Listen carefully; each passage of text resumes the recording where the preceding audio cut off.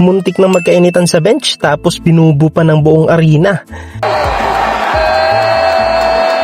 Brad, panoorin mo to kasi ibang klase yung nangyari sa Indiana Fever laban sa Toronto. Seryoso, Caitlin Clark is playing out of her mind lately. Ramdam mo na gustong-gusto niyang makuha yung MVP ngayong season. Pero ito yung nakakapagtaka. Marami pa rin ang nagsasabi na mas nararapat daw kay Kelsey Mitchell yung MVP trophy over Caitlin. Oo, nag-average si Kelsey ng 2 puntos na mas mataas per game, pero isipin mo to, Caitlin averages 6 more assists at kung totoong nanonood ka ng laro, kitang-kita mo na buong depensa ng kalaban nakatutok lang sa kanya. Tingnan mo yung defender dito. Kailangan na lang itira ni Caitlin to mula sa malayo kasi maski sa logo, dikit pa rin yung bantay. Nung second half, patuloy lang ang pagluluto ni Caitlin laban sa Toronto.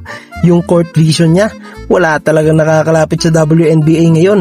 Pero ito na yung medyo nakakagulat na eksena. Tumawag ng timeout si Coach Stephanie White at yung reaction ni Caitlin, naglakad papuntang bench tapos halatang halata sa bibig niya.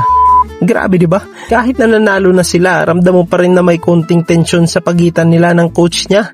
In the end, Caitlin still dropped 24 points and 7 assists, proving na kahit may kaunting giyera sa huddle, capable pa rin siyang magdomina. Pero hindi dyan nagtatapos yung kwento, kasi mas uminit pa yung atmosphere dahil kay Sophie Cunningham. Kailan lang nagbitiw si Sophie ng kontrobersyal na pahayag tungkol sa liga at halatang galit pa rin yung fans sa Toronto.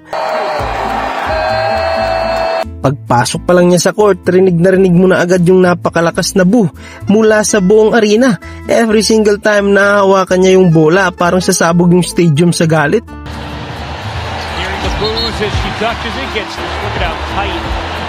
At ano yung ginawa ni Sophie? 1 minuto lang pagkapasok niya, ayun, nagpasabog agad ng 3 tapos tinitigan pa yung crowd. Literal na pinatahimik niya yung buong gymnasium.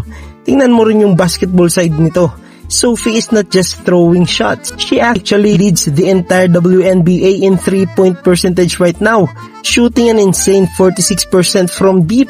Nung kailangan na ng Indiana ng pamatay sunog sa 4th quarter, Sophie stepped up again, hit the cold-blooded dagger 3 at si Caitlin Clark sobrang nag-enjoy. Nung tinanong si Sophie pagkatapos ng laro tungkol sa mga nagbubu sa kanya, binaliwala lang niya. Sinagot lang niya to gamit ang pamatay na shooting performance. At kung patuloy na maglalaro sa ganitong level si Caitlin at ang buong bench support niya, mahihirapan talaga ang buong liga na paghilin sila.